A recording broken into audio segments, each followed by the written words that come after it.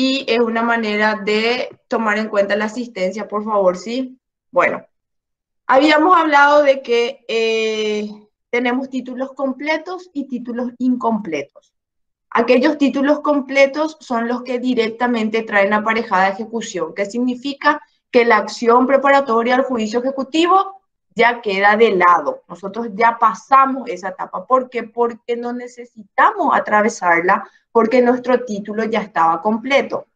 Ahora, si nuestro título está incompleto, entonces tenemos que preparar la acción ejecutiva, tenemos que preparar el título ejecutivo y por lo tanto citamos al deudor para que reconozca su firma.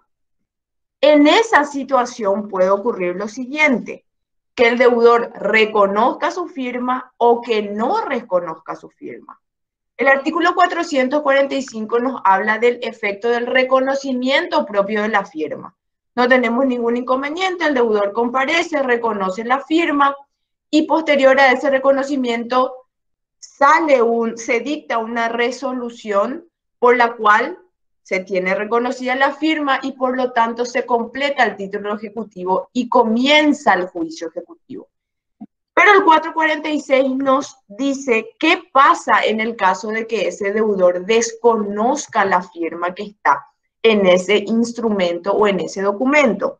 Y dice, si la firma fuere negada, el juez, a pedido de parte, previo dictamen de uno o tres peritos designados de oficio, según el monto del juicio, declarará si la firma es auténtica. Si lo fuere, se procederá ejecutivamente y se impondrá al ejecutado una multa a favor de la otra parte equivalente al 30% del monto de la deuda. Si es que yo soy el acreedor, viene, comparece el deudor y niega la firma. Y yo sé que por supuesto es su firma.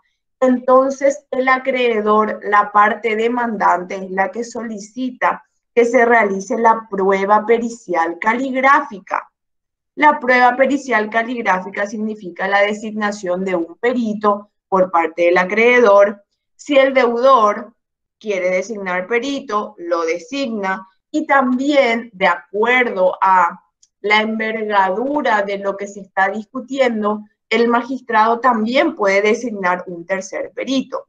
El resultado de esa pericia va a ser, ¿corresponde a la firma o no corresponde a la firma?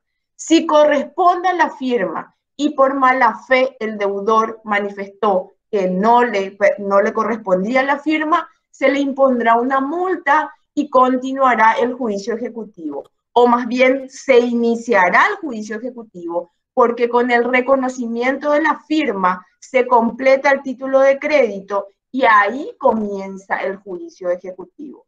Y obviamente si no corresponde la firma del deudor, la pericia arrojará de que no corresponde la firma del demandado, concluirá y bueno, el demandado tendrá los mecanismos y las herramientas para poder accionar en contra del demandante en el caso de que el demandante haya sido el de mala fe y el que haya falsificado incluso la firma del demandado.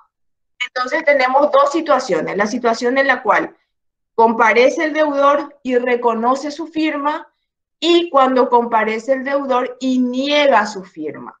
Entonces, de esta manera, nosotros culminamos lo que es la acción preparatoria del juicio ejecutivo.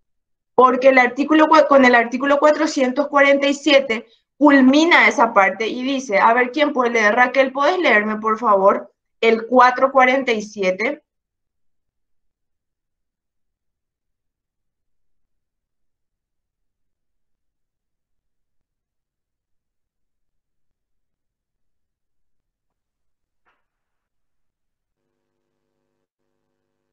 Artículo 447. Caducidad de las medidas preparatorias. Las medidas preparatorias de juicio ejecutivo caducarán si no deduce la demanda de dentro de 20 días de concluidas, sin necesidad de modificación alguna.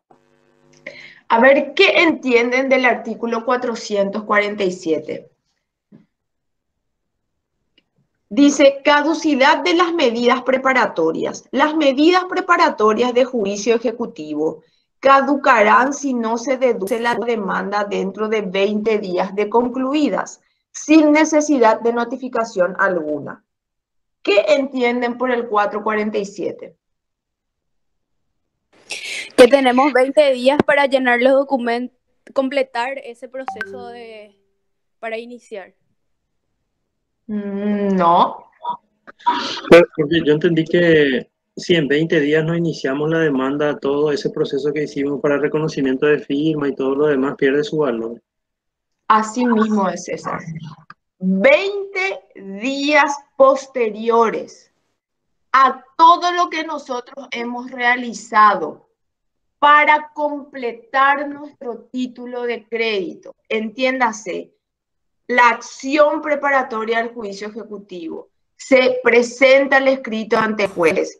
Se pide que se fije una audiencia para que comparezca a reconocer la firma. Se le notifica al deudor. El deudor comparece, reconoce su firma. O si no lo reconoce, la prueba pericial caligráfica establece que sí le corresponde la firma. Entonces, cuando yo concluyo esas medidas preparatorias, yo tengo el plazo de 20 días hábiles. Ojo, ustedes saben de que cuando hablamos del proceso, hablamos de días hábiles para iniciar el juicio ejecutivo. Caso contrario, caducan esas medidas preparatorias que yo realicé para completar el título de crédito. Entonces, nosotros tenemos dos situaciones. Títulos de créditos incompletos. Entonces, para esos títulos incompletos, yo realizo la acción preparatoria del juicio ejecutivo. Le pido al juez que le cite al deudor a que reconozca su firma. Cuando concluyo esos actos, el 447 dice, las medidas preparatorias de juicio ejecutivo caducarán si no se deduce la demanda dentro de 20 días de concluidas. ¿A qué demanda se refiere? ¿A qué demanda se refiere? El juicio ejecutivo. Al juicio ejecutivo. ¿Por qué al juicio ejecutivo? Porque nosotros cuando tenemos un título incompleto no estamos todavía en el marco de un juicio ejecutivo. No estamos todavía en el marco de un juicio ejecutivo. Un juicio ejecutivo amerita un título de crédito que traiga aparejada ejecución directamente. Por eso, cuando hablamos de juicio ejecutivo, hablamos de plazo vencido y hablamos de una deuda que no esté sujeta a condición, porque por lo tanto, si tenemos otra circunstancia y nuestro título no está completo, significa que tenemos que prepararlo mediante la acción preparatoria al juicio ejecutivo. Entonces, yo cuando realicé acreedor, cuando realicé todos los pasos para completar el título y para poder en realidad iniciar el juicio ejecutivo, yo tengo el plazo de 20 días. Caso contrario, caducará todo lo que yo realicé y por lo tanto, si me encuentro dentro del marco del plazo de prescripción aún en cuanto a mi título de crédito, podré volver a iniciar y realizarlo. Caso contrario, si es que ya me prescribió la acción, entonces, bueno, paciencia, ya no podré hacerlo. Entonces, ojo con esta situación porque esto es algo que se deja pasar, ¿sí? Se deja pasar.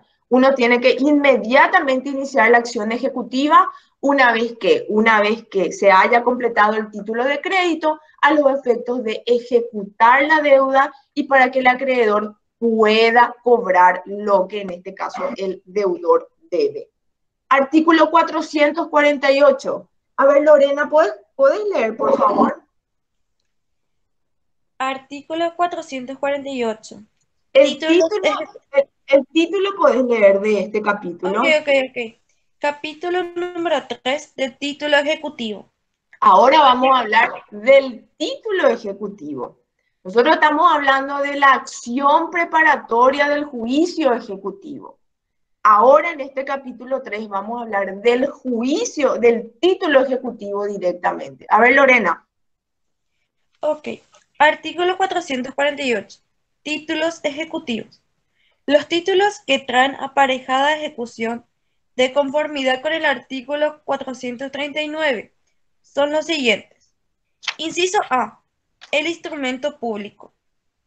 Inciso B, el instrumento privado suscrito por el obligado, reconocido judicialmente o cuya firma estuviere autenticada por escribano con intervención del obligado y registrada en el libro respectivo.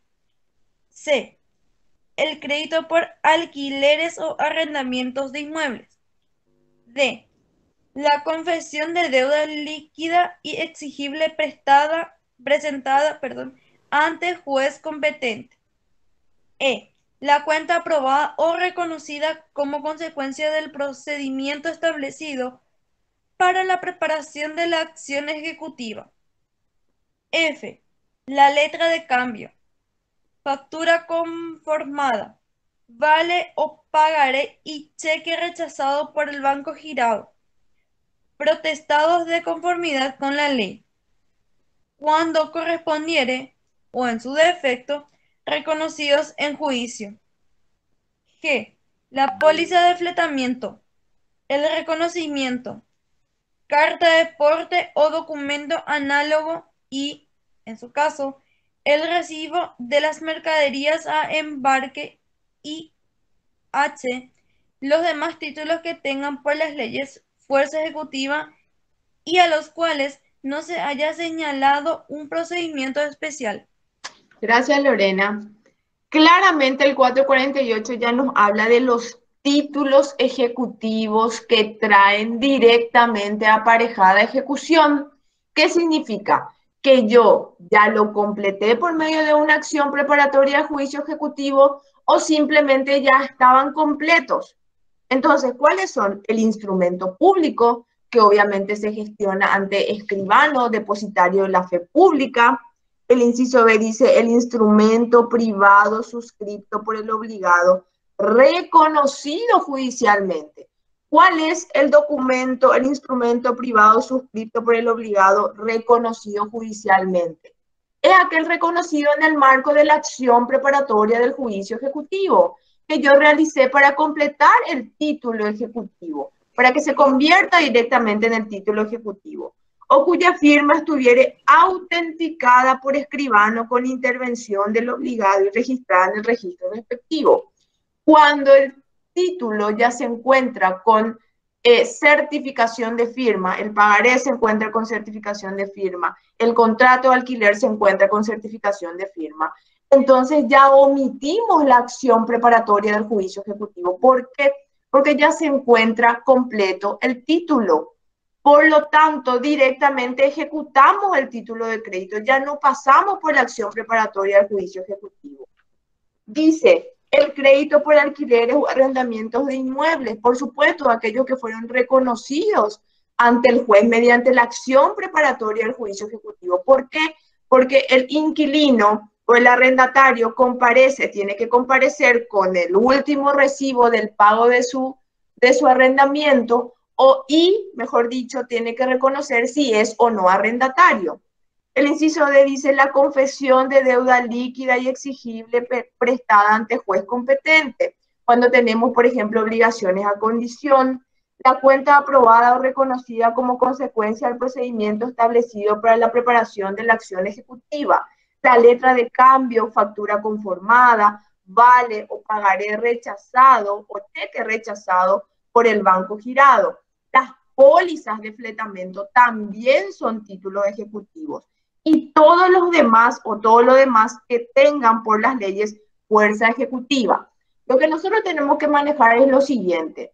Si nuestro título, como bien, y ya les repetí 1000 veces, ¿está completo o está incompleto? Si está incompleto y nosotros optamos por el juicio ejecutivo, lo completamos mediante la acción preparatoria del juicio ejecutivo. Si decidimos no irnos por la vía del proceso de conocimiento ordinario, entonces completamos nuestro título de crédito y lo ejecutamos posteriormente. Y si tenemos la suerte de que nuestro título ya esté completo, lo que significa que la firma esté reconocida o la firma esté autenticada o no exista un plazo, una obligación a condición, o a ver, esas son en su mayoría las opciones o las situaciones que nos pueden tocar. Entonces, ¿qué pasa? Directamente lo ejecutamos, y si no, cuando obtenemos el reconocimiento mediante la acción preparatoria, ahí convertimos el juicio en juicio ejecutivo, teniendo en cuenta siempre que tenemos el plazo de 20 días. Caso contrario, caducarán las medidas preparatorias que nosotros realizamos. Siguiente artículo. ¿Quién puede leer, por favor? 449. Esto es una pregunta, luego. Sí, decime. El inciso E, ¿a qué hace referencia? La cuenta aprobada o reconocida como consecuencia del procedimiento establecido para la preparación de la acción ejecutiva.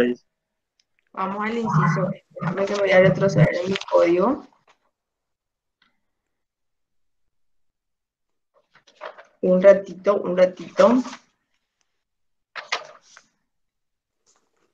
Parece que alguien se está queriendo conectar, ¿verdad? Espérame que...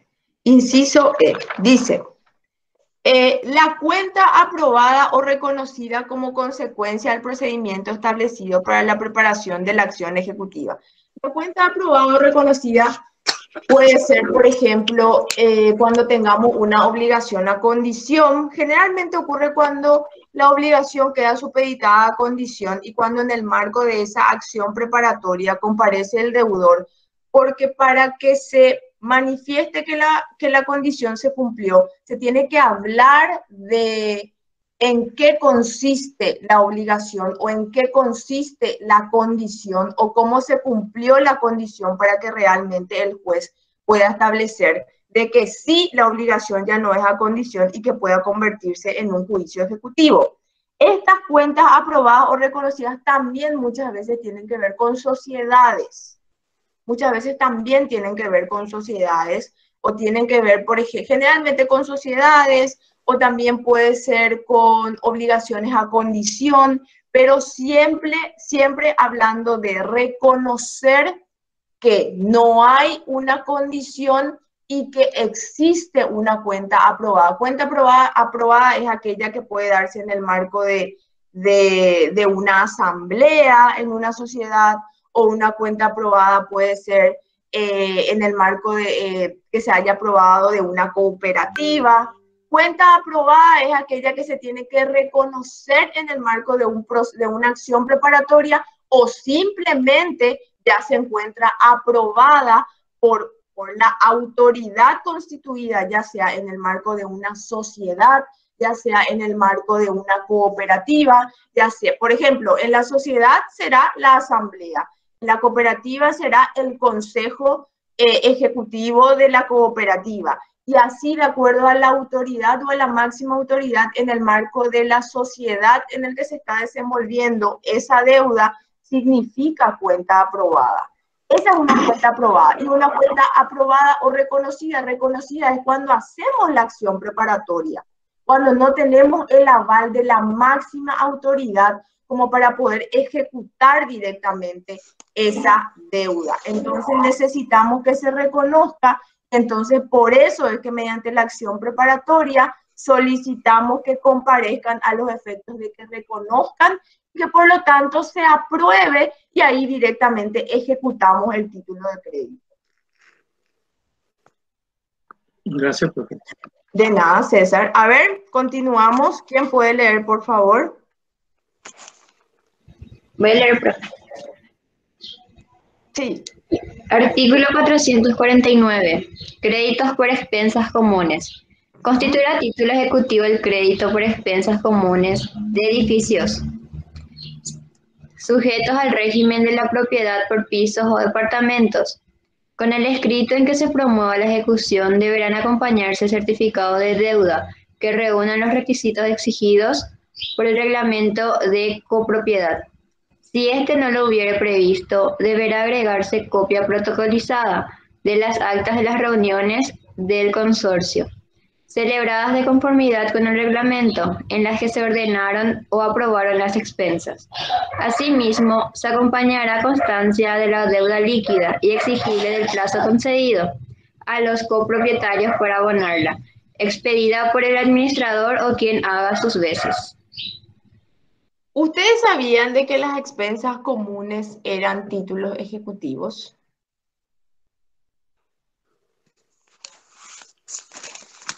¿Mm? Ustedes saben de que cuando uno vive en el marco de un edificio, en condominio, se pagan por expensas comunes, ¿verdad? Ah, eso sí Esa, creo que ya escuché, profe. ¿cómo? Ese sí creo que ya escuché, porque este que normalmente cuando si vas a alquilar un departamento, normalmente pues se dice que se paga aparte de expensas. ¿Qué significa eso? O sea, que a lo mejor tiene una persona que alguien te puede limpiar y tirar tu basurero, por decirte así. O si no, si no es que no paga la expensa, quiere decir, o sea, vos vas a hacer lo tuyo, o sea, tipo, vos limpias tu parte, entonces vos tiras tu basurero y qué sé yo, o sea, sería tipo prestar un servicio, o sea, de limpieza, por decir así. No sé si me equivoco, profe. Sí, las expensas comunes son todos los gastos que se generan para mantener el lugar donde uno está viviendo y que tienen espacios en común. ¿Sí? Espacios en común son aquellos que todos los que viven en ese edificio o todos los que viven en ese condominio pueden utilizarlo y por lo tanto se debe mantener. Porque si somos 10, un día no va a venir Silvia a limpiar, otro día no va a venir Lorena a limpiar, otro día no va a venir César, otro día no va a venir Lucy.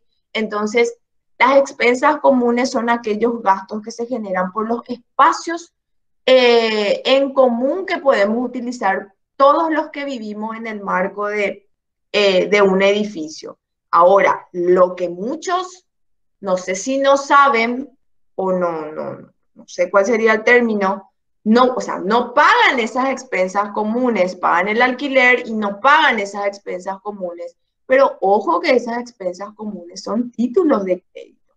Y claramente el 449 dice, constituirá título ejecutivo el crédito por expensas comunes de edificios sujetos a régimen de la propiedad por pisos o departamentos.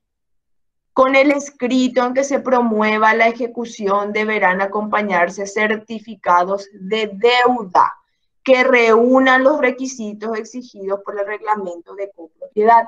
En todos los edificios, en todos los condominios existen reglamentos de copropiedad y en ese reglamento de copropiedad se establece cómo se va a obtener este certificado de deuda que genera el no pago de las expensas comunes, porque ese certificado de deuda es lo que se ejecuta en el marco de un juicio ejecutivo. Dice, si este no lo hubiere previsto, si el reglamento de copropiedad no prevé cómo se debe generar ese certificado de deuda, dice, si este no lo hubiere previsto, deberá agregarse copia protocolizada de las actas de las reuniones del consorcio, celebradas de conformidad con el reglamento en las que se ordenaron o aprobaron las expensas. Asimismo, se acompañará constancia de la deuda líquida y exigible y del plazo concedido a los copropietarios para abonarla, expedida por el administrador o quien haga sus veces. Cuando el reglamento de copropiedad contemple la posibilidad de proceder ejecutivamente contra los deudores copropietarios, se deberá acompañar el certificado de deuda, que será el título de ejecutivo que se va a ejecutar.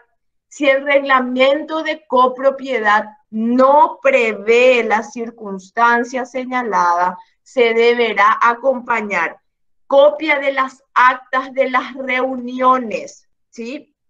Y también el certificado o constancia de la deuda líquida y el plazo que se le dio a los copropietarios para que abonen esas expensas comunes.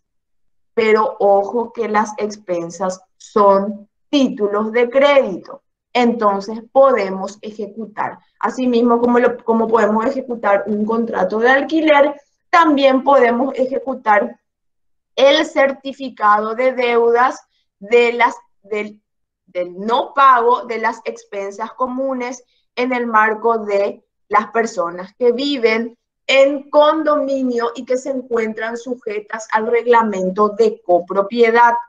Por eso es muy importante que las personas que viven en el marco de los condominios, así como abonan el alquiler correspondiente, deben abonar también en concepto de expensas comunes. Caso contrario, estarán en mora y caso contrario, podrá ser ejecutado ese certificado de deudas que acredite que no se encuentra al día con las expensas comunes. ¿Sí? Artículo 450. A ver quién puede leer. Rosarito, ¿puedes leer, por favor? Sí, profe.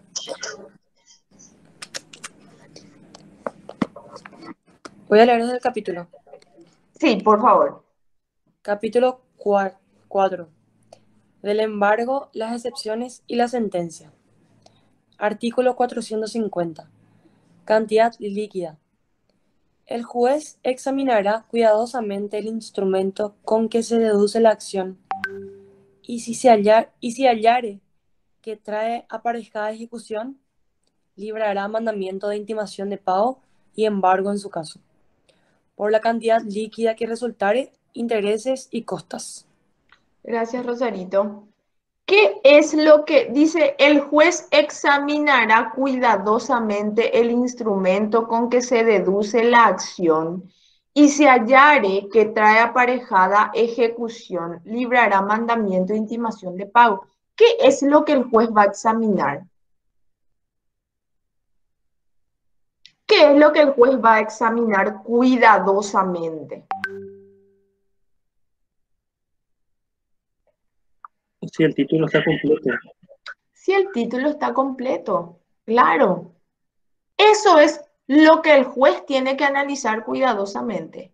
Si el título está completo, inmediatamente ordenará la intimación de pago y el posterior embargo en el caso que el deudor no pague la suma de dinero líquida reclamada. En el marco del juicio ejecutivo, lo único que se analiza es si el título está completo o si está incompleto. Nada más, porque ustedes ya saben de que aquí no se discute el motivo de la obligación. Por eso dice, el juez examinará cuidadosamente el instrumento con que se deduce la acción y si hallare que trae aparejada ejecución. Traer aparejada ejecución significa un título completo. Librará mandamiento de intimación de pago y embargo, en su caso, por la cantidad líquida que resultare intereses y costas. Siguiente artículo, 451. A ver, Ricardo, ¿puedes leer, por favor? ¿Tenés tu código o vos tenés el teléfono? Tengo el digital, profe, hoy. Ah, bueno. Pero voy a leer, espera. Ya estoy abriendo. Mandamiento de intimación de pago y embargo. El mandamiento de intimación de pago y embargo será entregado en el día por el secretario al oficial de justicia y contendrá siempre la facultad de allanar domicilio y la autorización para solicitar el auxilio de la fuerza pública en caso necesario. Creo que está mal acá. El oficio de justicia dentro de los 3 días requerirá el pago del deudor. ¿El oficial de justicia, profe? Sí, el oficial de justicia. El oficial de justicia dentro de los 3 días requerirá el pago al deudor. Si éste no lo hiciera en el acto, el oficial de justicia procederá a embargar bienes suficientes para cubrir la cantidad fijada en el mandamiento, debiendo evitar, bajo pena de responsabilidad personal, excederse en el monto de los bienes embargados. El oficial de justicia dejará al intimado copia del mandamiento. Dará además estricto cumplimiento a los dispuestos por los incisos B, C y D del artículo 17 del Código de Organización Judicial. El embargo se practicará aun cuando el deudor no estuviere presente, de lo que se dejará constancia. En este caso, se le hará saber dentro de los 3 días de la traba, personalmente o por cédula de la intimación de pago y el embargo efectuado. Gracias, Ricardo. El mandamiento es la orden que el juez emite para asegurar el cumplimiento de la resolución judicial o de la eficacia de un acto procesal. Ese mandamiento es el que diligencia el oficial de justicia. Ese mandamiento se dicta o se emite posteriormente al análisis cuidadoso que realiza el juez en relación a si el título trae aparejada ejecución, entiéndase, si está completo o está incompleto. Dice el artículo 451, el mandamiento de intimación de pago y embargo será entregado en el día por el secretario al oficial de justicia y contendrá siempre la facultad de allanar domicilio y la autorización para solicitar el auxilio de la fuerza pública en caso necesario. El oficial de justicia dentro de los 3 días requerirá el pago al deudor. Si éste no lo hiciere en el acto, el oficial de justicia procederá a embargar bienes suficientes para cubrir la cantidad fijada en el mandamiento, debiendo evitar bajo pena de responsabilidad personal excederse en el monto de los bienes embargados. Una vez que el oficial de justicia retira de la Secretaría del Juzgado el mandamiento de intimación de pago, en el plazo de 3 días posteriores a que éste haya retirado el mandamiento, realiza la intimación de pago al deudor o a los deudores. El deudor debe pagar en el acto, caso contrario, a partir del día siguiente de esa intimación, el oficial de justicia ya puede proceder a trabar embargo sobre bienes suficientes del deudor. O sea que, si viene hoy el oficial de justicia y me intima el pago de la deuda y yo no le pago en ese momento, entonces yo tengo que saber que a partir del día siguiente él ya procederá a trabar embargo sobre bienes suficientes míos, si es que los tengo, para cubrir la deuda que se me está reclamando en el marco de ese juicio ejecutivo. Dice, el oficial de justicia dejará al intimado copia del mandamiento. Siempre debe el oficial de justicia entregar una copia de la intimación de pago al demandado, explicarle su cometido, labrar acta de la situación, labrar acta en el sentido de que compareció a la dirección tal, fue atendido por la persona fulana de tal, a quien puso conocimiento de su cometido, si se procedió al pago o no de la deuda y la firma de la persona que recibió. Si es que la persona que recibió no quiere firmar, entonces también deja constancia de que la persona no quiso firmar. Y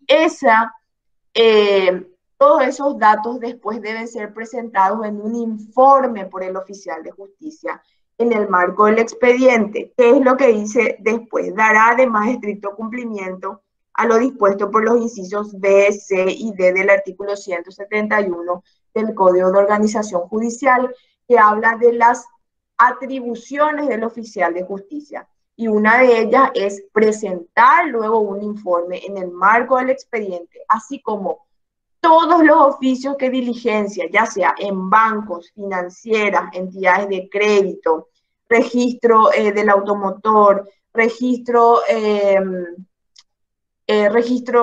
perdón, se me fue el nombre, chicos, registro de, ¿cómo que se llama este que está acá al lado del Multiplaza? Se me fue el nombre. Registro, a ver. Registro civil. Licitación. No, no registro civil, el que está acá. Licitación. No. Registro inmueble. Registro general, sí, el registro de inmuebles, pero tiene un nombre. Esto iba a decir, profe. Registro Registro de la público. propiedad. Dirección General de los Registros Públicos, profe. No. Dirección General de los Registros Públicos. Gracias, Rosarito. Perdón, chicos, me olvidé de repente. Entonces, todo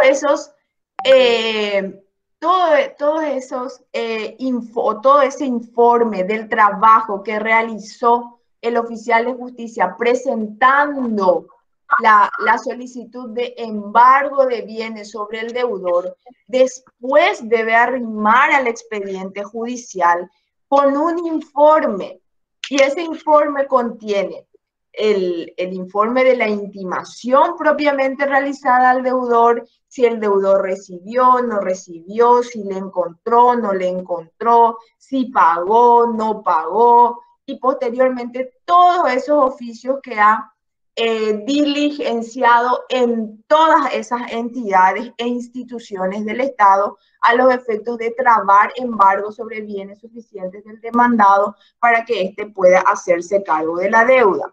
Dice el último artículo, el embargo se practicará aun cuando el deudor no estuviere presente, de lo que se dejará constancia. En este caso se le hará saber dentro de los 3 días de la traba, personalmente o por cédula, la intimación de pago y el embargo efectuado.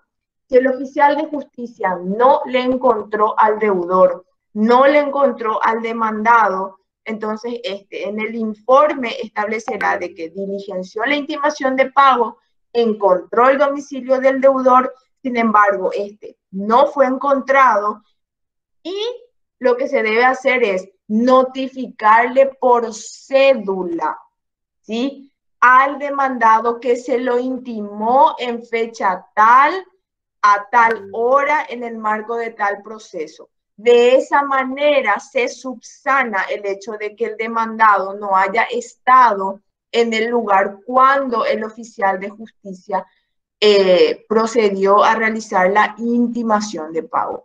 Claramente el último párrafo subsana esa posibilidad porque muchas veces se presentan incidentes de nulidades cuando el oficial de justicia no le encontró al demandado, procedió a realizar igual el acto de la intimación y a partir del día siguiente ya comenzó a diligenciar los oficios para embargar los bienes del demandado. Muchas veces se presentan incidentes de nulidades porque manifiestan de que el demandado o el deudor debe ser notificado, o mejor dicho, intimado de la deuda o intimado al pago personalmente y no se encontraba.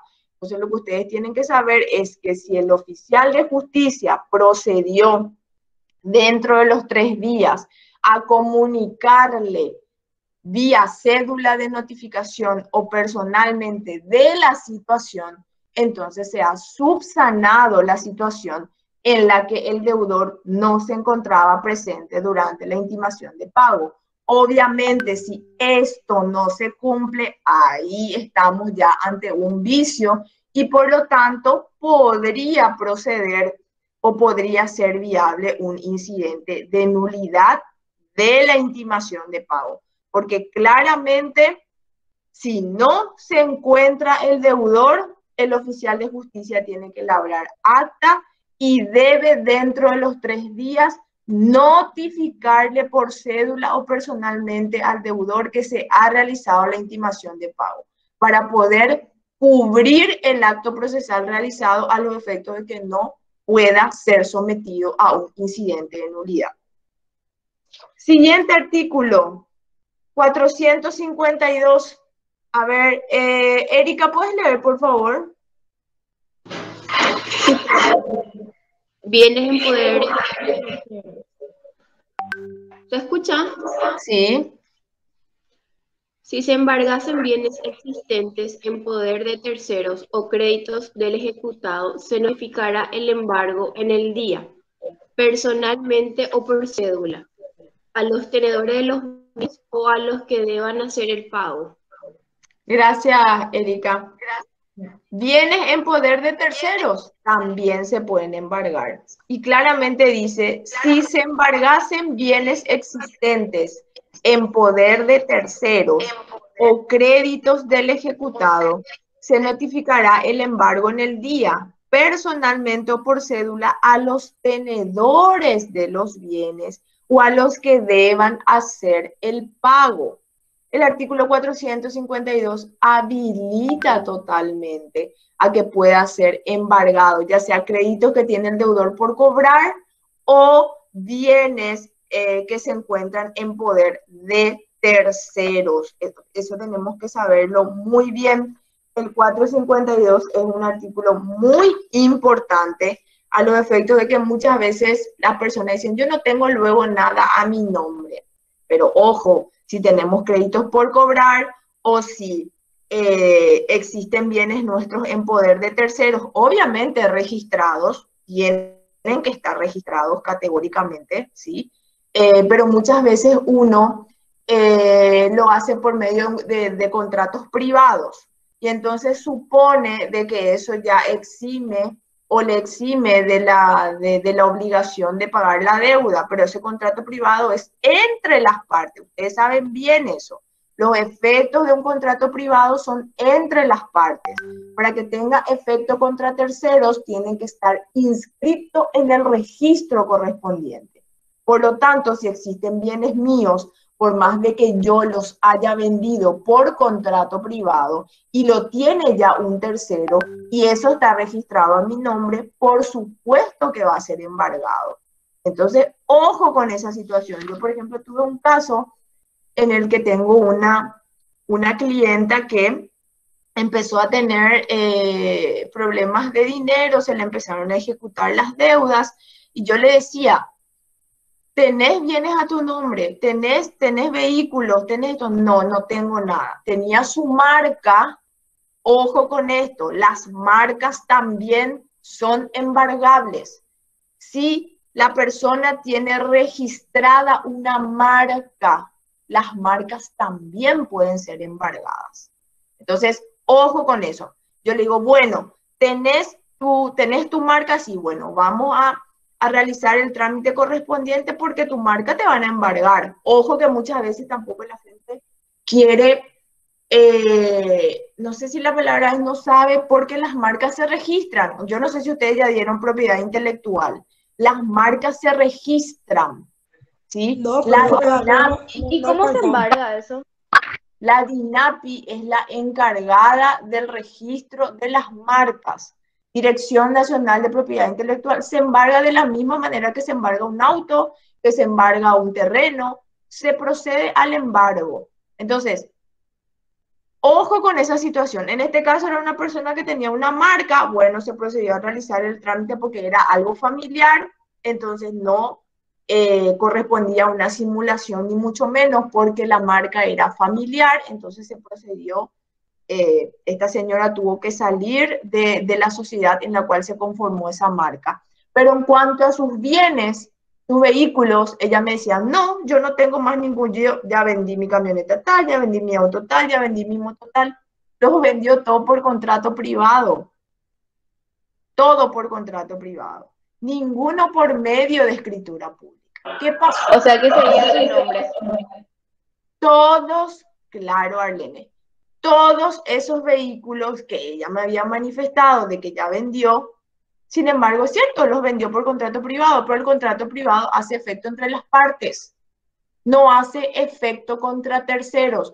Todos fueron embargados, todos fueron secuestrados y todos esos compradores de buena fe presentaron denuncia en contra de la misma.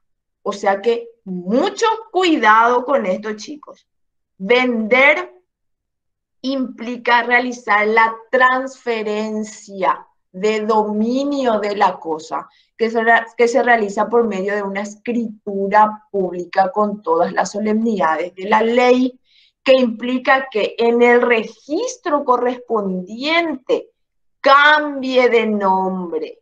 Caso contrario, esos bienes siguen a nombre nuestro. Y aunque tenga un tercero, por supuesto que van a ser sujetos a embargo. Entonces, ustedes siempre tienen que preguntarle a su cliente y repetirles 1000 veces, ¿vendiste por contrato privado o transferiste por escritura pública? Esa es la pregunta.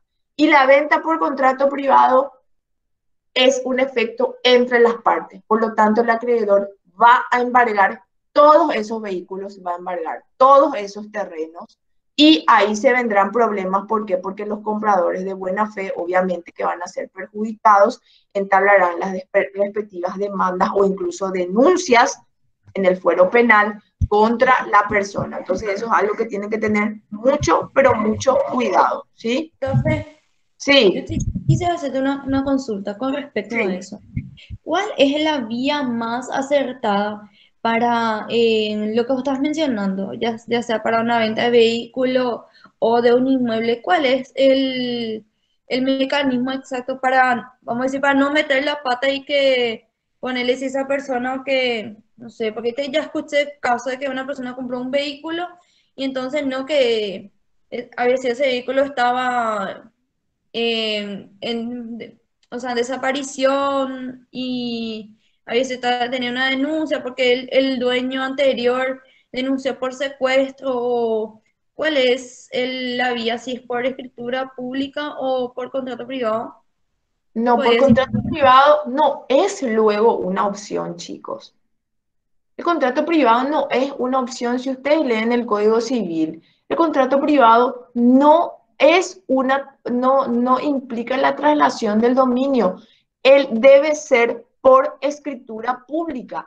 Acá surgió el contrato privado por una cuestión de que la gente no quiere pagar los gastos que implica la escritura pública. Esa es la realidad. No quieren pagar los impuestos, no quieren pagar las tasas, no quieren pagar los honorarios del escribano. Entonces uno vende por contrato privado, después trae por contrato privado, después trae por contrato privado.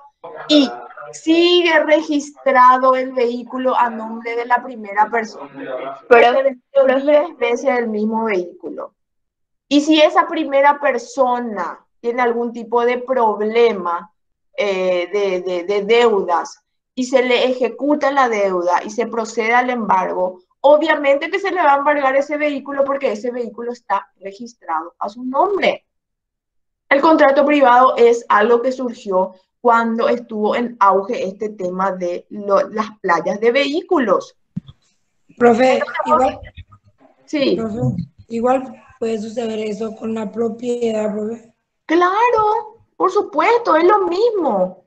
Si yo compro un terreno por contrato privado, que yo tengo mi contratito privado, hace solamente efecto con Juan Pérez, con el que yo compré, pero no hace efecto contra terceros. Si Juan Pérez tiene problemas de deudas, van a embargar ese terrenito mío que yo compré y me voy a quedar con mi contratito privado.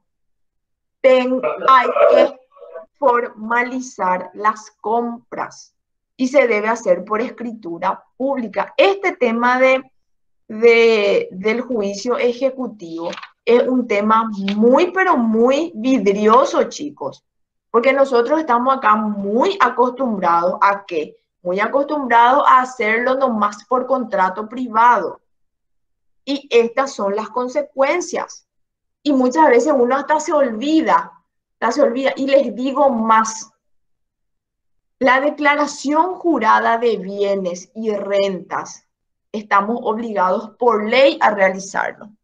Cuando uno realiza la declaración jurada de bienes y rentas, debe mencionar todo lo que uno tiene registrado a su nombre.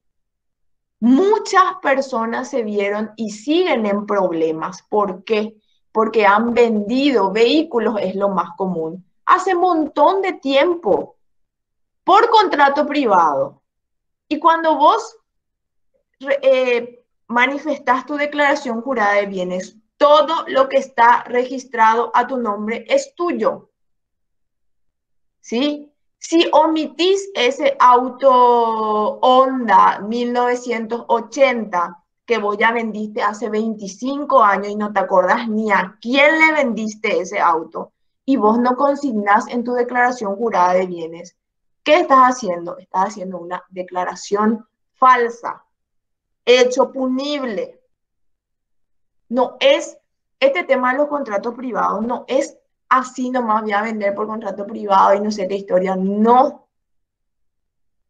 Se debe formalizar el acto jurídico.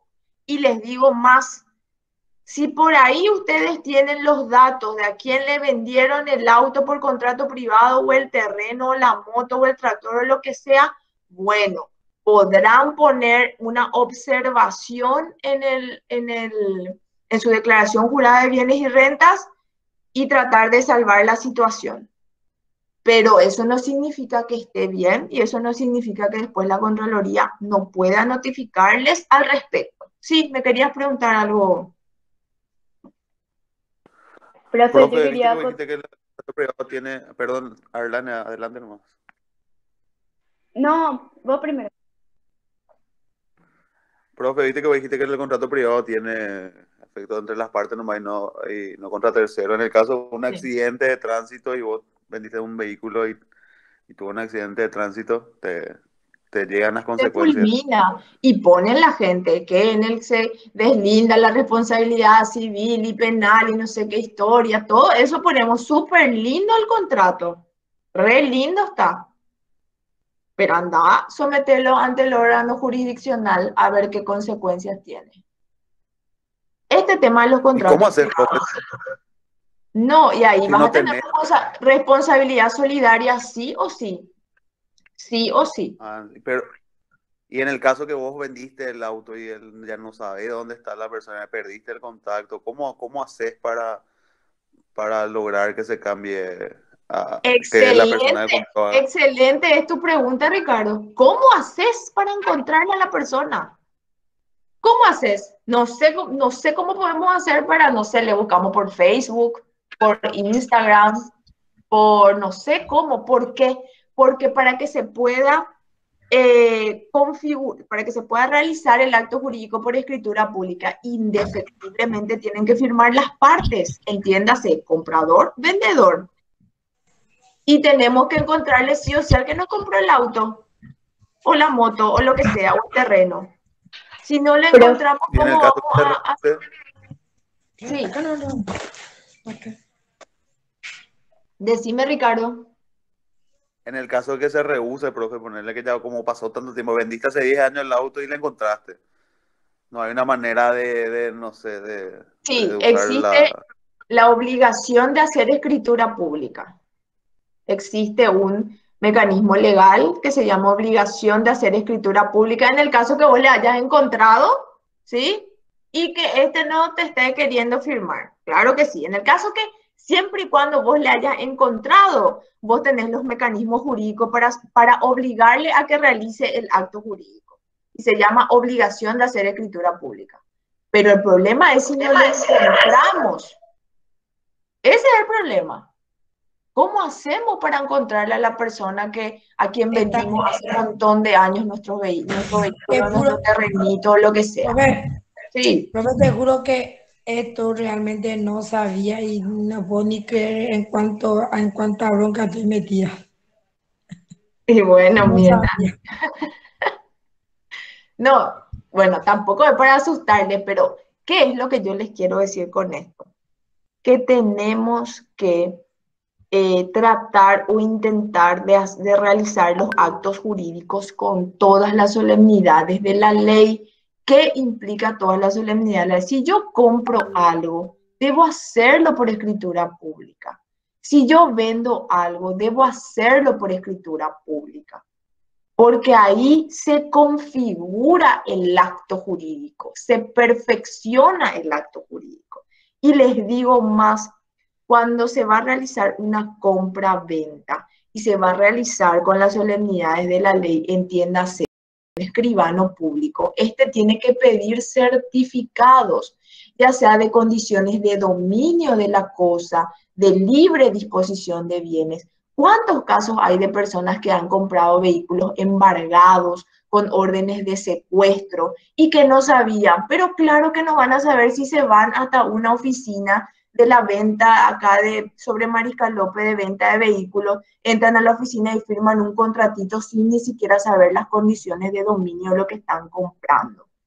Por el solo hecho de que, por el solo hecho de no incurrir en gastos de escribanía. Y después los problemas que te ocasiona, después la orden de secuestro, el embargo, el remate de la cosa. Y vos podés tener todo el derecho de reclamar, claro que sí, pero ustedes saben ahí lo que realmente van a gastar. Uno no quiso gastar en escribanía, pero si vienen y te secuestran la cosa o te embargan el terrenito que vos compraste y que no hiciste la escritura pública, ahí lo que vas a incurrir en problemas cuando quieras demandar jurisdiccionalmente, ahí lo que vas a tener gastos. Entonces, mucho cuidado con eso, que nosotros vendamos la cosa por contrato privado y tenemos demandas de juicio ejecutivo por deudas que tenemos.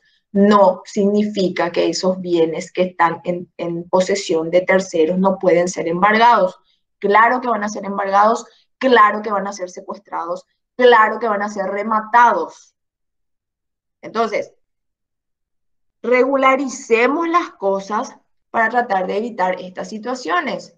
Caso contrario, nos veremos en muchos problemas. Este caso que yo les conté implica, bueno, ahora esta señora tiene de problemas civiles, ya no fuimos a problemas penales, porque todas estas personas que fueron perjudicadas y a quienes se les quitó los vehículos, no solamente plantearon demandas civiles, sino también denuncias penales. Entonces, es algo para tener en cuenta, chicos. Y es nuestro, y forma parte, como siempre les dije, de nuestro día a día, esto es cotidiano. Y vos, Mirna, comenzar a regularizar ya tus terrenitos, porque, o si no, después va a estar complicado el tema. Y cuando uno dimensiona esa situación, cuando cae en algún tipo de problema como este. Y les digo más, hoy en día, con esta pandemia que estamos viviendo, este tema de los juicios ejecutivos, chicos, ustedes no se imaginan, hay una morosidad impresionante, que la gente no puede pagar sus deudas. Muchísima gente está sin trabajo y los que siguen trabajando, muchos tienen ingresos inferiores a los que se tenía. Entonces, ¿qué pasa? Se producen estos juicios ejecutivos y ustedes ya saben que los juicios ejecutivos son rápidos. ¿Por qué? Porque no se discute el motivo de la obligación. Por lo tanto, si se procede a la intimación de pago y si el pago no se realiza en el acto, ¿qué pasa? Se embargan bienes suficientes del deudor hasta cubrir la suma reclamada. Ahí no se pregunta, ¿este auto ya vendió por contrato privado o no vendió por contrato privado? ¿Este terreno ya vendió por contrato privado o no vendió por contrato privado? No. Es lo que refleja el informe del registro del automotor o el registro de la propiedad o el registro de marcas. Entonces ahí se procede al embargo. Tengan en cuenta eso, chicos. Sí. Tengo otra consulta. Decime. ¿Cuánto tiempo demora en salir tipo la transferencia del registro público? O sea, ya sea si es que, por ejemplo, yo, o sea, en mi caso familiar nomás digo que tenemos, o sea, un vehículo que mi mamá pues, en abril había comprado y en la cual yo ese quiero o sea, decirle comprar a mis hermanos, ¿verdad? Pues sí, cada uno aquí por su parte. Y ese yo quisiera registrar eso a mi nombre. ¿Y eso en cuánto tiempo demora en la dirección de registro público en salir? O sea, bueno, eso es algo que yo no te puedo responder porque eso es, o sea, el plazo, la ley establece plazos para la expedición de los certificados, ¿sí? Ahora, ¿en cuánto tiempo? Yo, por ejemplo, inscribí una sentencia de disolución de la comunidad conyugal hace 2 meses, hasta ahora no sale el registro. Hace 2 meses que ya ingresé por mesa de entrada y es la fecha que no sale. Entonces, ¿qué es lo que uno hace? Presenta urgimientos.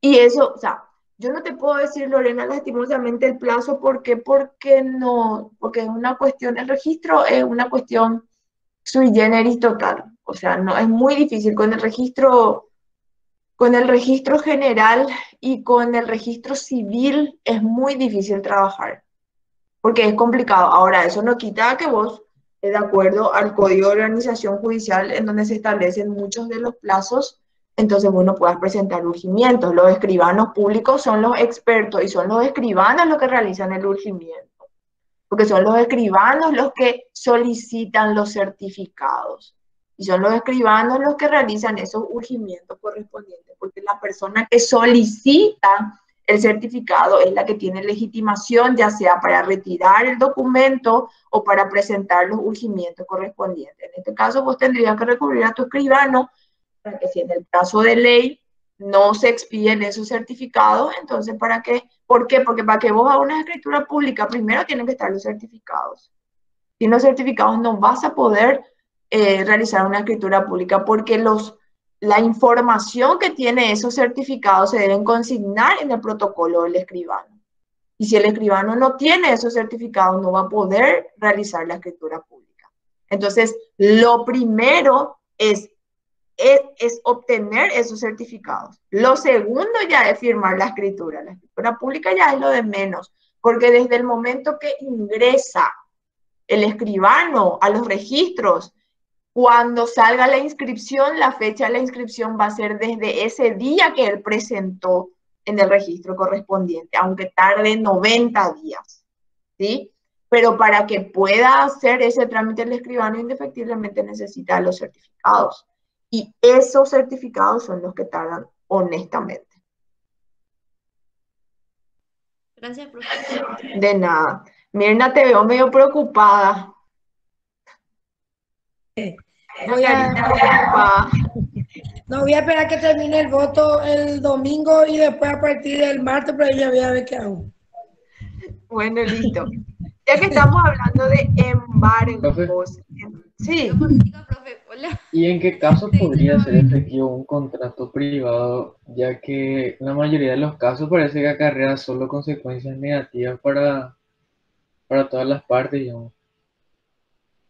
¿Y qué te puedo decir, César?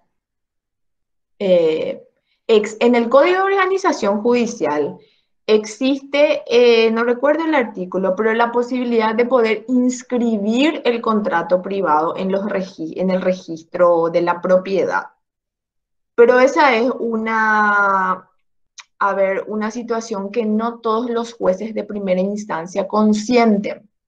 Entonces, si por ahí tu contrato privado vos lograste inscribir en el registro de la propiedad por medio de un juicio, entonces ahí por supuesto que tu contrato privado va a tener efectos contra terceros porque va a estar inscrito en el registro de la propiedad. Pero no tiene sentido, César, ¿sabes por qué? Porque haciendo más ya la escritura de transferencia, ¿verdad? Porque si generalmente lo que pasa es que la gente, por no incurrir en gastos, realiza contratos privados. Y si uno va a solicitar la inscripción de un contrato privado vía jurisdiccional, vas a incurrir también en gastos. Y siempre vas a seguir con tu contrato. Es cierto, va a estar inscrito en el registro de la propiedad y sí va a tener efectos contra terceros ese contrato. Pero yo te recomendaría, siempre va a ser un contrato, pero yo te recomendaría de que siempre perfeccione por medio de una escritura pública. Siempre. Sí. Porque ¿cómo se llama ese registro que se inscribe? Por ejemplo, yo tengo 2 hijos menores, ¿verdad? Y tengo un título y que quiero inscribir para que no se embargue. ¿Cómo se llama ese registro que no se puede embargar? Bien de familia. Bien de familia, ¿verdad? Se Sí. protege ahí, por ejemplo, una propiedad por tener hijos menores, más o menos así. Sí, hay requisitos que se deben cumplir para que se pueda considerar bien de familia. Sí. Existen requisitos que están establecidos en la ley. Es una opción también, ¿verdad, profe? Es una opción, pero eso lo puedes hacer con un inmueble. Ojo, no todos los inmuebles los podemos constituir como bien de familia. Con un inmueble. Claro, o si no, echa la ley, echa la trampa, chicos. Si no, todos nuestros inmuebles vienen de familia y no tiene sentido. Porque, ojo, que también, así como somos deudores, generalmente, también de repente somos acreedores, ¿verdad? Entonces, de repente también nosotros queremos, o sea, se invierte la situación. ¿Y qué pasa? Que a la pucha, si vamos a poder constituir bien de familia sobre todos nuestros bienes, pues no va a tener sentido. Existen requisitos taxativos en la ley para poder constituir bien de familia, pero solamente de un inmueble. Mirna, además, si tus deudas son anteriores a que vos constituyas el bien de familia, igual se te va a embargar la casa. Ojo, Mirna, con eso también, bien, Agostina. No, ojo con eso, porque la gente lo que hace es, posterior a que te vino el oficial de justicia, o posterior a que te avisaron de la cooperativa o del banco que te están demandando, te vas volando a la escribanía para constituir tu bien como bien de familia. Yo no tengo deuda, gracias a Dios, yo no tengo deuda, profe. Yo lo que tengo es esa venta más lo que yo tengo, ese contrato que vendo las cosas en esa situación y que no hago. Eso es lo que tengo. Deuda que yo no tengo. Yo ahora, por ejemplo, para financiar mi porquería que estoy haciendo, vendí un terreno, por ejemplo, y para usar esa plata, por ejemplo, así hago. Para no deber, porque si ahora me endeudo, no sé qué es lo que va a pasar, porque aunque No. yo estoy financiando, por ejemplo, yo no tengo ayuda, o sea que no es que no tengo, no recibo nomás porque no me gusta el dinero sucio. No recibo nomás la plata, ¿verdad? De la mafia, ¿verdad? Para ganar. Sino yo vendí nomás para que yo tenga ese dinero en mi mano y que sea mío, para no deber. Pero yo no hice esa cuestión, yo así de terma vendí con el contrato privado. Ese no. Pero voy a Bueno, hacer chicos, me dan un segundo, un minutito, ¿sí? Dale, profe. Dicen de bárbaro a la perder en Duetaina. Vos sos candidata. Yo soy candidata de mi ciudad. Muchos somos candidatos, mi compañero Fabri de mi promoción, mi compañero Oscar Pinto de Itá, Belén Velilla también está en Asunción. Muchísimos somos de que íbamos a hacer promoción 2021 candidatos. Muchísimos. Ella te me acuerdo.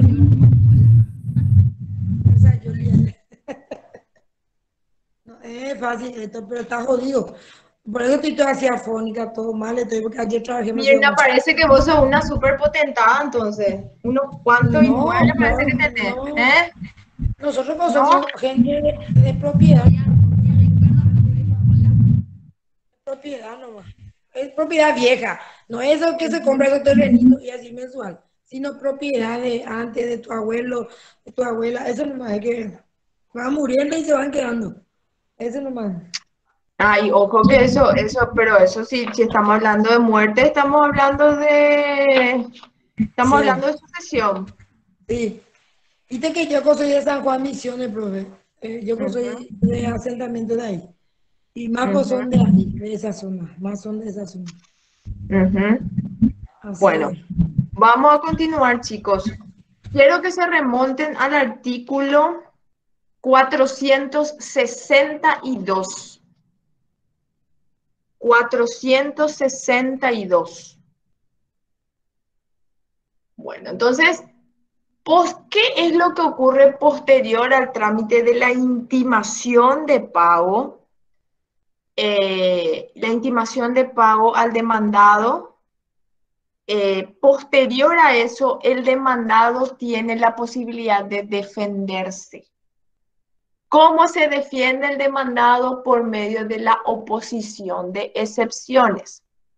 El artículo 462 del Código Procesal Civil nos establece y nos menciona cuáles son los mecanismos de defensa que puede tener el deudor. A ver, ¿quién puede leer? Lucy, ¿puedes leer, por favor? Profe, yo te puedo pedir permiso porque tengo que entregar mi documento de mi trabajo y tengo dos direcciones. No te preocupes. Necesito irme en Capiatá que me firme uno y volver a traer en J. Augusto también mi documento y tengo tiempo esta mañana para entregar, pero te puedo pedir permiso. No te preocupes, Mirna, tranquila, tranquila. Todo esto va a quedar grabado luego, no te preocupes. Sí. A ver, Lucy, ¿puedes leer el 462, por favor? Chao, gente, éxito a todos. Artículo 462. Excepciones oponibles. Son excepciones admisibles en el juicio ejecutivo las siguientes. Inciso A.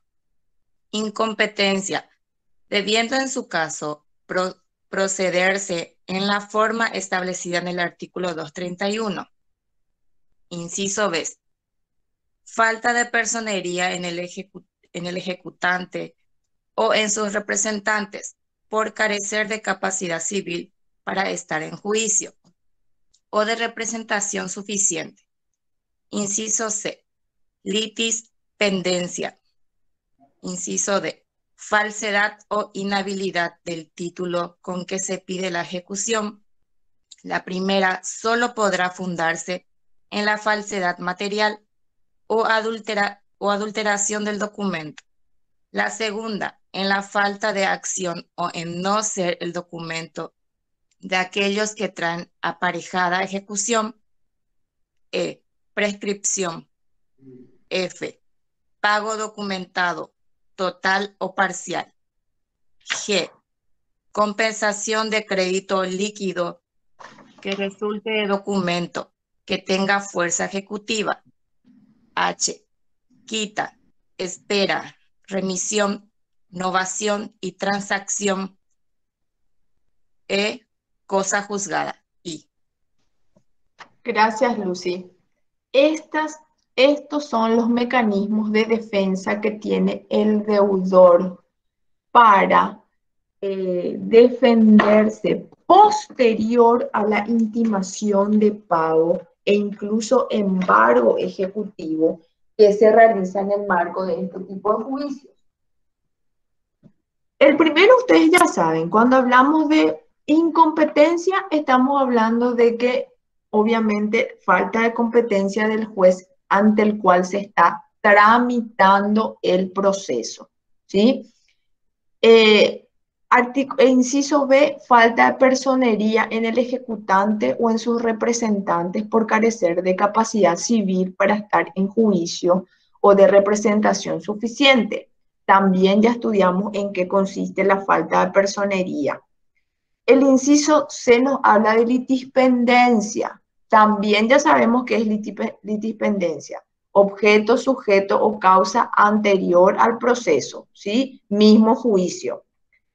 Inciso D, falsedad o inhabilidad del título con que se pide la ejecución. La primera solo podrá fundarse en la falsedad material o adulteración del documento. La segunda en la falta de acción o en no ser el documento de aquellos que traen aparejada ejecución. A ver, ¿qué entienden de este inciso D?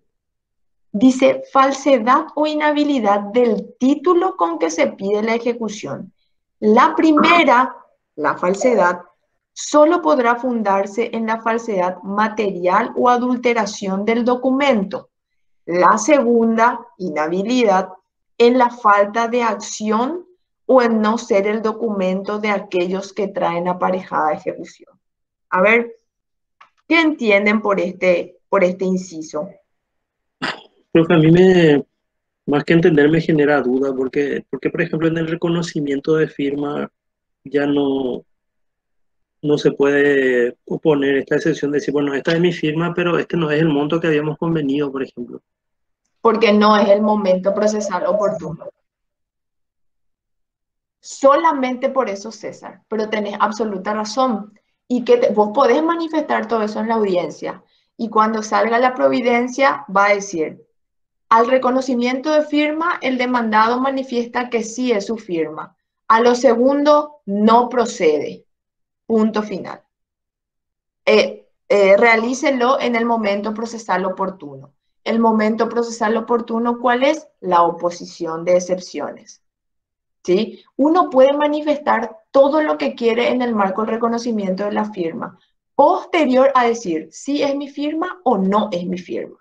Ahora, lo que va a ocurrir después es que el magistrado va a decir al reconocimiento de firma sí o no, lo que establezca la ley, y a todo lo demás que nosotros querramos manifestar en el marco del proceso, no corresponde o téngase presente para su oportunidad. Punto final. ¿Sí? Profe, Sí. ahí sobre ese punto yo tengo una duda. Dice falsedad, dice, la primera solo podrá fundarse en la falsedad material o adulteración del documento. Dice. Acá estamos hablando de oponer excepciones, ¿verdad? Sí. Bueno, ¿qué pasa si no se presentó para reconocer la firma y después ya se dio por reconocido en el juicio y él cómo va a oponer otras excepciones si no es su firma o hay alguna adulteración? Tiene que presentarse a oponer excepciones con mayor razón. Si es que no es su firma o si es que, bueno, no compare, o sea, si no compareció por algún tipo de motivo, qué sé yo, no sé, bueno, discúlpame que te diga, pero una persona que es debidamente notificada y no comparece a un reconocimiento de firma y en la misma notificación te está diciendo que bajo apercibimiento de que si vos no compareces se tiene por reconocida tu firma, y si encima vos sabés que no es tu firma y que vos no firmaste y no te fuiste, esas son cuestiones ipso iure del derecho, o sea, son consecuencias jurídicas que tienen el comportamiento de las personas. Ahora, aunque vos no hayas comparecido y se te haya tenido por reconocida la firma, vas a tener después la oportunidad de oponer excepciones, ¿verdad? Y ahí te defenderás. Y si no, y se llega al final del juicio ejecutivo, lo que vas a tener después es el proceso de conocimiento ordinario para tratar de deslindar responsabilidad en cuanto a ese título ejecutivo. Pero obviamente el momento oportuno es presentarte a ese reconocimiento de firma y negar esa firma en el caso de que no te corresponda cuando hablamos de firma. Sin embargo, cuando estamos hablando de la adulteración del título ejecutivo, es tu firma, pero el monto que está ahí no es el monto por el cual vos te endeudaste. O existe algún tipo de sobrescrito sobre ese título de crédito, ¿sí? Porque existen muchas veces en el que se adultera ese título de manera extrínseca. ¿Qué quiere decir? En la escritura se completa, por ejemplo, el monto y el monto inicial no era el mismo, etcétera, etcétera, etcétera. A eso nosotros nos referimos con falsedad extrínseca del título, adulteración material del título que se está ejecutando. Entonces, ¿qué? Bueno, no compareciste, Fernando, a la audiencia, se te va a tener por reconocida la firma. Comparezcas o no comparezcas, siempre vas a tener la oportunidad de oponer excepciones. Y tendrás que... Entiendo, pero ¿qué decir entonces la diligencia preparatoria solamente a los efectos del reconocimiento de la firma nada más, no el contenido? Solamente la acción preparatoria de juicio ejecutivo es solamente para completar el título. ¿Cómo se completa el título? Se completa con el reconocimiento o no de la firma del demandado. Todo lo demás en cuanto a los requisitos del título propiamente y todo lo que concierne al artículo 462 lo vamos a discutir al momento de oponer excepciones. Por eso el inciso D es importante porque nos habla de falsedad. Falsedad cuando hay una adulteración de ese título de crédito que nos están ejecutando. Sí es mi firma, pero existe una adulteración material de ese título. Y la inhabilidad es en la falta de acción o en no ser el documento de aquellos que traen aparejada ejecución. Falta de acción significa de que, por ejemplo, yo tuve un caso en el que opuse excepción de inhabilidad de título. ¿Por qué? Porque había un pagaré en el que firmaron 4 personas, 4 deudores solidarios. Firmó Juan, firmó Pedro, firmó José, firmó Fernando. No firmó Fernando. 3 firmaron, Fernando no firmó. El acreedor que hizo le demandó a los 4, incluido Fernando. Y Fernando no firmó el pagaré. Se ejecutó porque estaba con certificación de firma, se intimó, se le embargó a Fernando. Llegó el momento de oponer excepciones. ¿Yo qué hice? Planteé la inhabilidad de título por la falta de acción del acreedor en contra de Fernando porque Fernando no firmó ese pagaré. Al día siguiente el juzgado me quitó la resolución y me hizo lugar a la inhabilidad de título. Quedó firme y ya le presenté la regulación de mis honorarios profesionales. Y sabes cómo el acreedor me llama todos los días para pedir por favor de que mi cliente no demande por daños y perjuicios. Mi cliente sigue embargado. Hace 8 meses que está embargado por un pagaré que él no firmó. ¿Ustedes se imaginan el perjuicio que eso ocasiona? Pero por supuesto que te vamos a demandar, le dije al acreedor. Claro que te vamos a demandar. Entonces, en ese caso, por eso dice claramente el inciso D.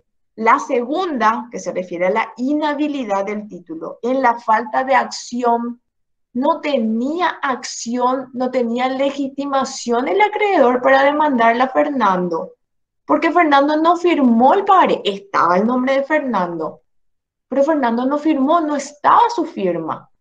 Entonces, ese es un caso de inhabilidad, por ejemplo. O, dice bien el inciso D, en no ser el documento de aquellos que traen aparejada ejecución, no realizó un análisis exhaustivo el juez y no está completo el pagaré. Por ejemplo, se ejecutó el pagaré sin certificación de firmas como un título completo. ¿Sí? Se le pasó al juez. Yo en el momento procesal oportuno, que es la oposición de excepciones, le digo, le planteo la excepción de inhabilidad. ¿Por qué? Porque ese título, ese pagaré no trae aparejada ejecución, porque yo nunca fui notificado en el marco de una acción preparatoria de juicio ejecutivo para reconocer o no mi firma. Por lo tanto, ese pagaré no trae aparejada ejecución porque es un título incompleto. No está completo ese título de crédito. Entonces, esa es una situación también que se puede dar en el marco de la inhabilidad. Cuando hablamos de falsedad, estamos hablando de que el título se sobrescribió. Nosotros nos endeudamos por 1 millón, se agregó un cerito más, se transformó ahí 10 millones en vez de 1 millón, etcétera, etcétera. Estamos hablando de la adulteración extrínseca, material del título de crédito. Cuando hablamos de la inhabilidad, estamos hablando de un título inhábil de ser ejecutado porque sigue incompleto. Sigue incompleto. Por lo tanto, no puede ser ejecutado en el marco del juicio ejecutivo. O cuando el accionante no tiene legitimación para estar ejecutándome ese título de crédito. En el ejemplo, por ejemplo, valga la redundancia que les di, Fernando no firmó ese pagaré, estaba el nombre de Fernando, estaban entre 4 deudores solidarios, pero también el acreedor por una falta de, mejor dicho, el abogado en este caso, por una falta de análisis exhaustivo del título, también ya le incluyó a Fernando en la demanda. Y por lo tanto, en el momento procesal oportuno, que es de la oposición de excepciones, yo opuse la excepción de inhabilidad de título. ¿Por qué? Porque el acreedor no tenía acción en contra de Fernando. Y por supuesto que solicité el levantamiento del embargo correspondiente sobre todos los bienes de Fernando, que hasta la fecha, dicho sea de paso, todavía el juzgado no ha ordenado. Pero esas son situaciones que se pueden dar en la práctica con relación al inciso D. El inciso E, ustedes saben, prescripción. Prescripción. Sí. Otro punto nomás. Sí. Y la inhabilidad de título se puede dar también si un pagaré depende de un contrato o no. Y no, mira, Fernando, la inhabilidad de título solamente se puede dar en el marco de las dos situaciones que mencionamos. Cuando no está completo y cuando el accionante no tiene legitimación para hacerlo. Porque esa situación que vos estás diciendo se da mucho, por ejemplo, en el tema político. En el tema político, muchas veces a los políticos se les hace firmar pagarés en el marco de contratos que firman, ¿sí? Eso todo se va a discutir, Fernando, en el marco de un proceso de conocimiento ordinario. Ese pagaré... Te voy a plantear un caso. Sí. César le debe a Agostina, hacen un contrato, hacen un préstamo y tienen un contrato. Sí. Le va a pagar 20 millones de guaraníes el préstamo y firma un pagaré de 24 millones de guaraníes. Sí. En 12 cuotas. Bueno, César ya pagó 6 cuotas, pero hicieron un contrato donde figura en el contrato el número del pagaré, el monto, la cuota, tiene un contrato y un pagaré. Bueno, a los 6 meses, Agostina le endosa el pagaré a Erika. Bueno, Sí. entonces Erika le demanda a César por la totalidad del pagaré. Sí. En ese caso, ¿correría una inhabilidad de título o no? En ese caso, lo que hay que hacer es oponer una excepción de pago. Ya se pagó una parte de la deuda, me dijiste, ¿verdad? Sí, pero César le pagó a Agostina. Sí, César a Agostina, y Agostina fue la que endosó el pagaré y le dio a Erika. Y Erika sí, ejecutó el pagaré en contra de César. claro. Y César le pagó a Agustina, cierto. Pero cuando vos pagás un pagaré, en tu recibo de dinero se tiene que consignar qué pagaré estás pagando, qué número de pagaré estás pagando y la orden de pago correspondiente. Ojo con esto que le voy a decir y muy buena tu pregunta, Fernando. Cuando ustedes van a pagar un pagaré, el recibo de dinero tiene que consignar todos los datos de ese pagaré que ustedes están pagando. ¿Por qué?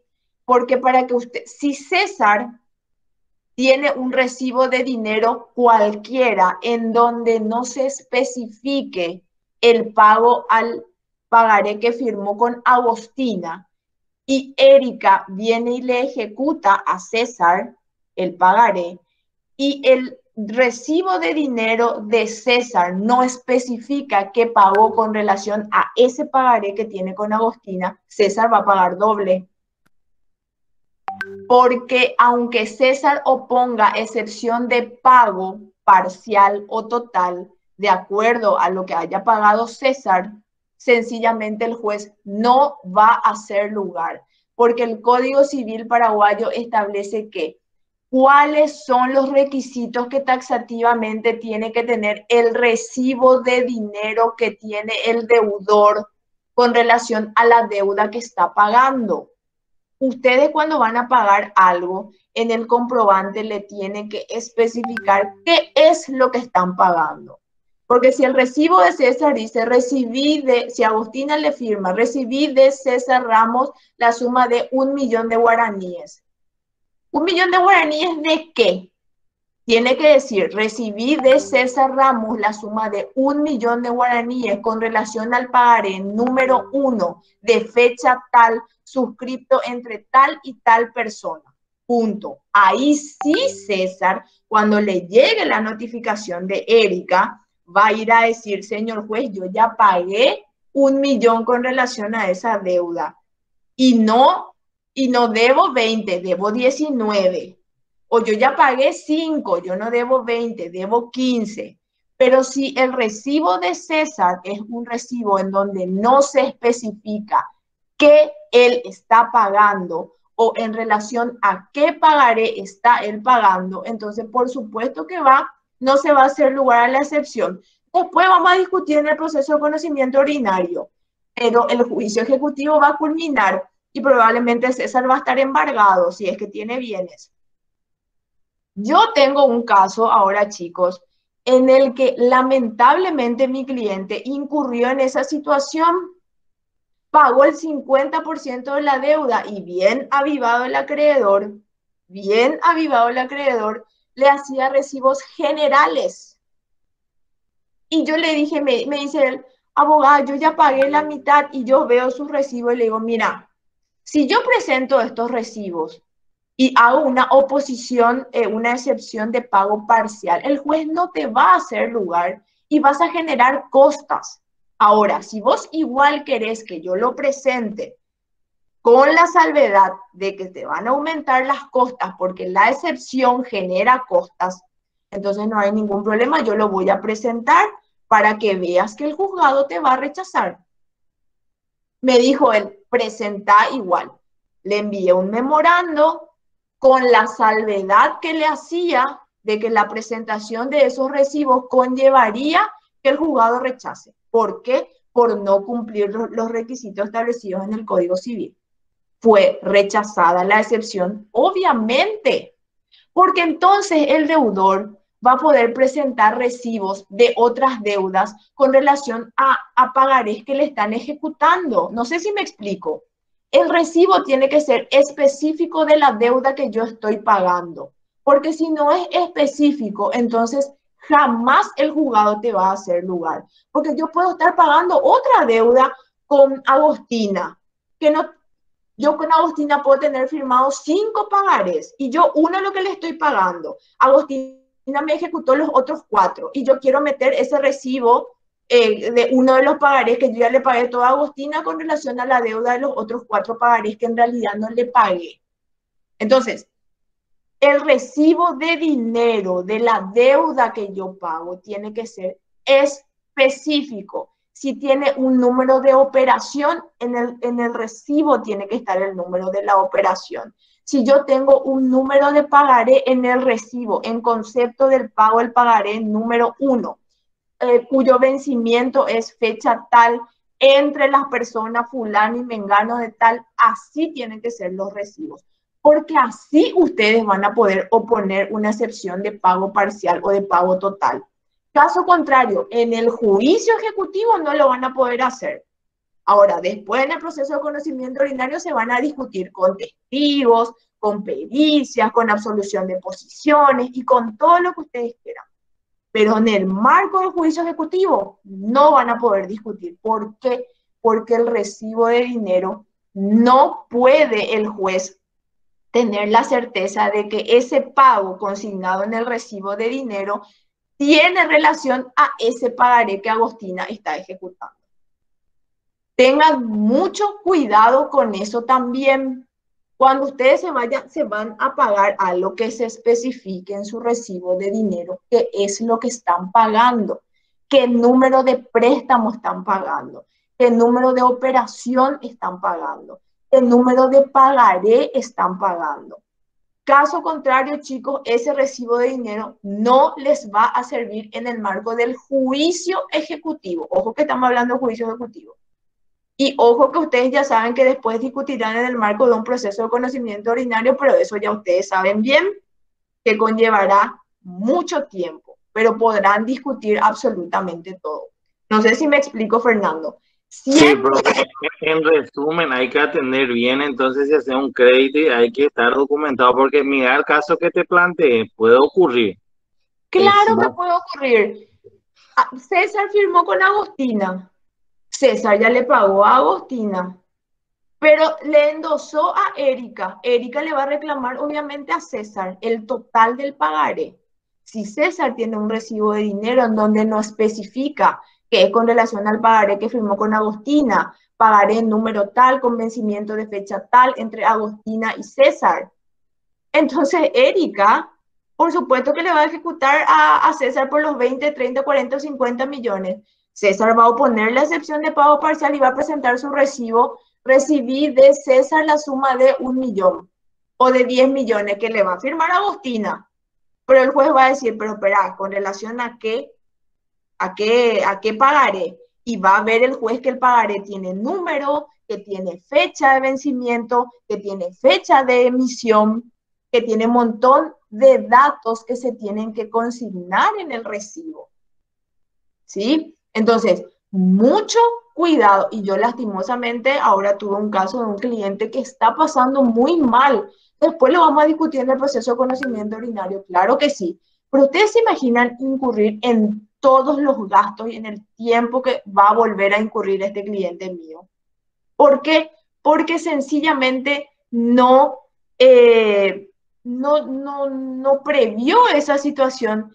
Y miren que parece mentira, aquellos que más realizan transacciones y más están en este tema del comercio parece que son los que más se equivocan. Lo que nosotros suponemos que tienen que tener más cuidado con todo esto, pero sin embargo son los que más cometen este tipo de errores, porque son errores, chicos.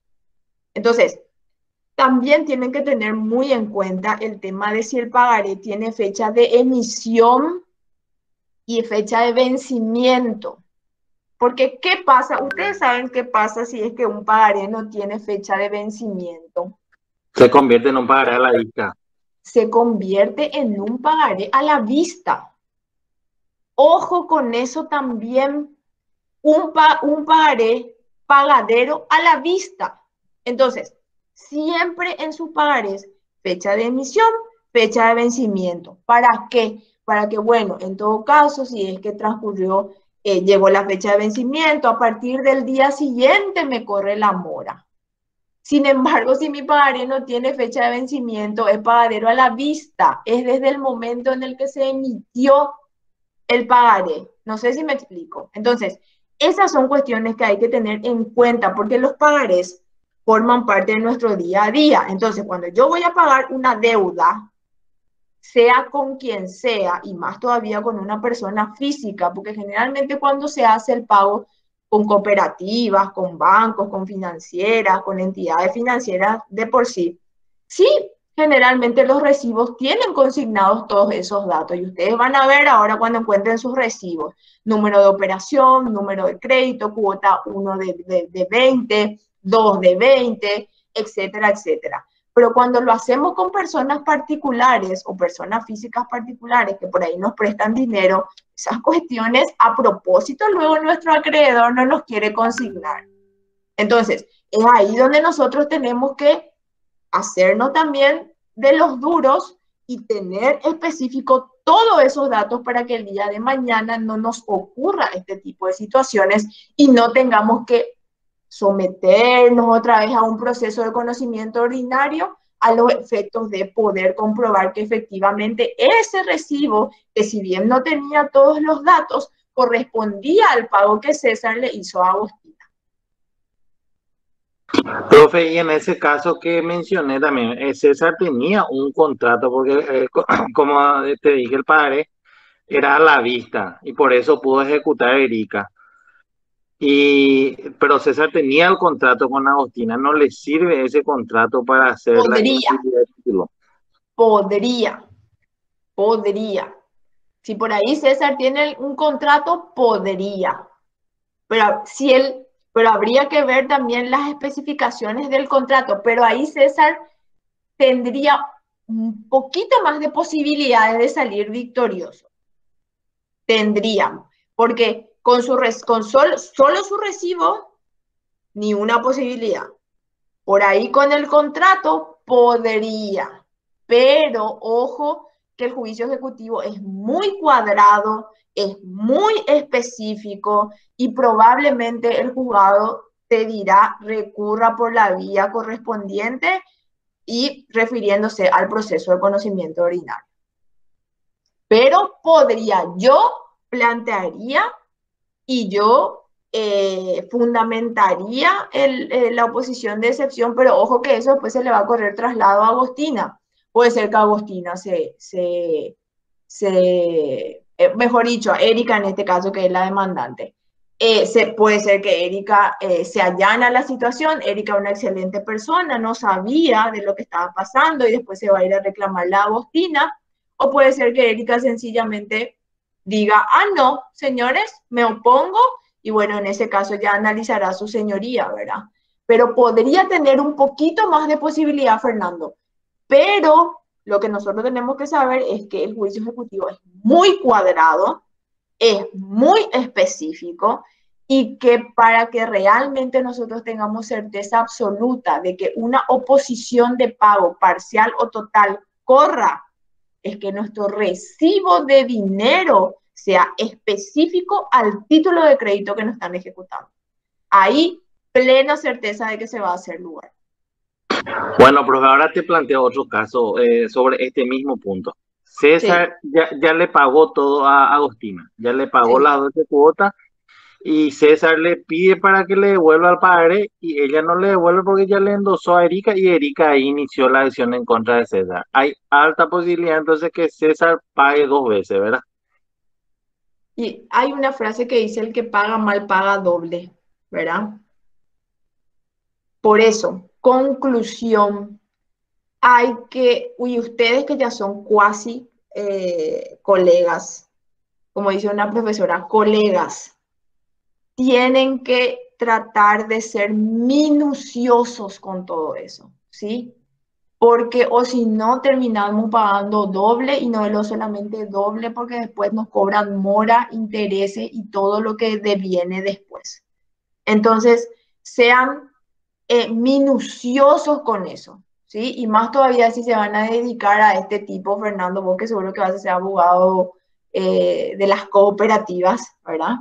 Entonces, sean minuciosos con estas cuestiones y reclamen siempre, si ustedes son acreedores, reclamen siempre lo que debe el deudor, ¿sí? Porque o si no, les va a oponer una excepción de pago parcial y van a incurrir en costas. Entonces, el acreedor siempre tiene que reclamar lo justo, ¿sí? Y el deudor siempre tiene que ser, siempre tiene que tratar de prever de que el documento que le entregan durante cada pago que él está realizando sea con relación a la deuda que estamos pagando, sea con relación al pagaré que estamos pagando, sea con relación a la operación que estamos pagando, para que el día de mañana, si es que yo ya no pude pagar y el acreedor de mala fe me está ejecutando la totalidad de la deuda, yo me pueda defender y pueda oponer la excepción de pago parcial o de pago total y realmente el juez pueda hacer lugar a la situación, ¿sí? Profe, Sí. Muy interesante el tema que está tocando. Yo me di cuenta que, por ejemplo, Yo cuando uno... realmente firmé un pagaré con Agostina, ¿verdad, César? Por suerte Agostina es una persona de confianza, pero lo que te quería decir es que cuando uno retira electrodomésticos o algún producto así en cubota, generalmente el pagaré viene con espacios en blanco y no marcan, por ejemplo, el monto de interés y tampoco la fecha de vencimiento. Yo suelo completar cuando me dan para firmar, ¿verdad? Pero en la fecha de vencimiento no sé qué poner y a veces yo pongo nomás una fecha estimativa así y te reenvían el pagaré para que vuelvas a firmar uno nuevo. Ellos quieren dejar, o sea, insisten en dejar en blanco esa... ¿Y por qué? Fernando dio la respuesta. Porque un pagaré que no tiene fecha de vencimiento es pagadero a la vista, dice el Código Civil paraguayo. Entonces, por supuesto que ellos no van a querer que el pagaré tenga fecha de vencimiento. Porque al tener fecha de vencimiento implica que a partir del día siguiente incurrís en mora. Sin embargo, si no tiene fecha de vencimiento, vos estás en mora siempre y cuando vos no tengas un comprobante desde la fecha de emisión. ¿Entendés? Entonces, por supuesto que ellos no van a querer que tenga fecha de vencimiento. Y no hay forma de oponer ningún tipo de excepción por ejemplo, manifestar de que el pagaré no se encuentra completo, porque el Código Civil, y vamos a ver en la clase siguiente, vamos a leer esos artículos del Código Civil, porque hay artículos del Código Civil en donde establece el pagaré a la orden, los requisitos del pagaré a la orden. Pero al renglón siguiente ya nos habla de qué pasa si es que, por ejemplo, no tiene fecha de vencimiento. Entonces, si yo quiero decir o plantear una inhabilidad o una falsedad, o a ver, contra ese pagaré porque no reúne los requisitos que dice el Código Civil en virtud del artículo 2400 tantos, porque no está completo ese pagaré a la orden. Sin embargo, en el siguiente artículo claramente el Código Civil me da la solución, que si no tiene fecha de vencimiento se considera pagadero a la vista.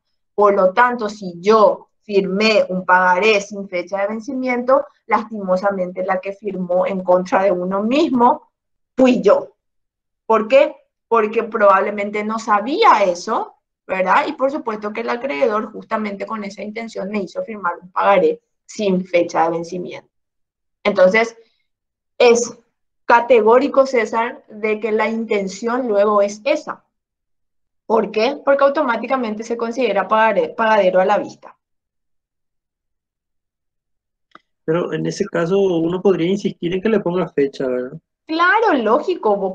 Y mira, vos ahora ya sabes, no te vas a mover de tu venta de electrodoméstico hasta que te pongan la fecha de vencimiento. Claro que vos podés exigir y vos le decís, yo necesito que le ponga fecha de vencimiento porque esos son los requisitos que el Código Civil establece. Yo estoy firmando un pagaré a la orden y el pagaré a la orden tiene que tener estos requisitos. Por lo que yo solicito, por favor, se consigne la fecha de vencimiento.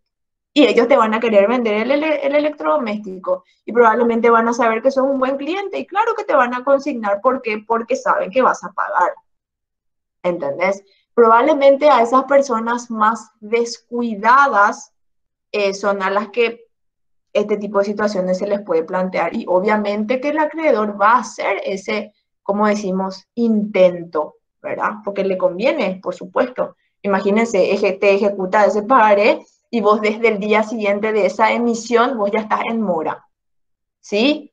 Porque es muy diferente estar en mora desde la fecha de vencimiento de un pagaré a estar en mora desde el día siguiente de la emisión, que es el pagadero a la vista.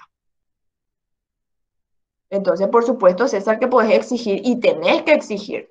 Claro que sí. Gracias, profesor. Bueno, chicos, les agradezco por su tiempo. Ya me pasó un chiquitito de nuestra hora. El miércoles vamos a seguir con el juicio